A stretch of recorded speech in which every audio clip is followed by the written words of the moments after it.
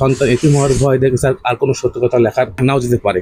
প্রশাসনিক যে সাপোর্টটা যদি না পায়, আস্তে আস্তে দেখা যাচ্ছে যে এই পেশার থেকে মানুষ সরে যাবে এবং সত্য থেকে দূরে সরে যাবে। সাংবাদিকতা হয়েছে, সাংবাদিকের মতো মানুষের পাথর দিয়ে আঘাত করা হয়। সাম্প্রতিক সময়ে দেখা যাচ্ছে সাংবাদিকের উপর নির্যাতন বেড়েই চলেছে। গতকালকে গাজীপুরে এক সাংবাদিককে কুপিয়ে হত্যা এবং অপর একজনকে তেতলে দেওয়ার ঘটনা ঘটেছে।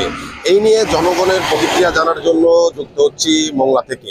কালের কণ্ঠের নিয়মিত আয়োজন জনতার কণ্ঠে জানানোর চেষ্টা করব সাধারণ জনগণের মতামত, সাংবাদিকের উপর নির্যাতনকে সাধারণ জনগণ কিভাবে দেখছেন এই বিষয়ে জানানোর জন্য এখন যুক্ত হচ্ছি মোংলা থেকে। আমি মাসুম বিল্লাহ।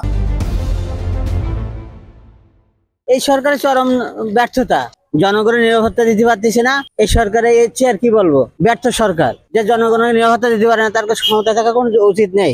বাংলাদেশের নাগরিক হিসাবে কাল এই সংবাদটা দেখে খুব আপসেট হয়ে পড়ছি যে আসলে বর্তমান সময়ের যে পরিস্থিতি বাংলাদেশে এখন উপনীত আছে, এই মুহূর্তে যে সাংবাদিক যে দুই ভাই যে অবস্থা হয়েছে গাজীপুরে, তা আমার কাছে মনে হচ্ছে যে এই সাংবাদিকদের সাহসের সহিত যেসব লেখালেখি যে কাজ করছে, আর এই হত্যাকাণ্ডের পরবর্তী সাংবাদিক ভাইরা তাদের মা হারানোর জন্য অথবা সন্তানকে হারানোর জন্য ভয়ে, অথবা এমনকি স্ত্রী বিধবা হওয়ার ভয়ে, সন্তান এতিম হওয়ার ভয় দেখে আর কোনো সত্য কথা লেখার দিকে নাও যেতে পারে। কিন্তু আমি এরা তীব্র নিন্দা জানাই যে সাংবাদিক ভাইদের প্রতিও, যে আপনারা একজন চলে গেলে আরেকজন আসবে, একজন চলে গেলে আরেকজন আসবে, আপনারা কেউ সত্য কথা লিখতে পিছু ফুটবেন না। এটা আমার আকুল আবেদন, আর আমি তীব্র নিন্দা জানাই। বসুন্ধরা টিস্যু, অশুদ্ধতার বিরুদ্ধে এক বিন্দুও ছাড় নয়।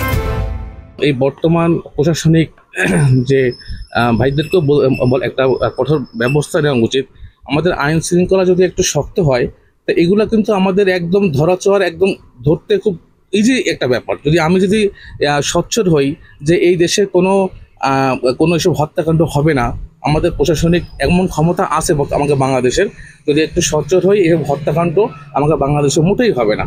আমি আকুল আবেদন জানাই প্রশাসনিক ভাইদেরকে যে আপনারা খুব, এবং বর্তমান যে আর্মি আছে, হ্যাঁ, নৌবাহিনী আছে, সকল দিকে একটা আবেদন জানাই সাধারণ জনগণের হয়ে, যে আপনারা একটু আইনের প্রতি শ্রদ্ধাশীল হয়ে আপনারা কেউ আইনকে হাতে তুলে নিয়েন না। সাংবাদিকরা যদি সততা যাচাই করে এবং তুলে ধরে সমাজে যদি তুলে না ধরার অবকাশ না পায়, প্রশাসনিক যে সাপোর্টটা যদি না পায়, তাহলে আস্তে আস্তে দেখা যাচ্ছে যে এই পেশার থেকে মানুষ সরে যাবে এবং সত্য থেকে দূরে সরে যাবে।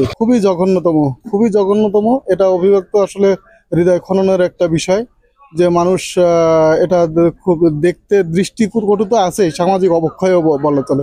দেখলাম যে গাজীপুরে একটা হত্যা হয়েছে, তা দেখলাম যে সাংবাদিক হত্যা হয়েছে।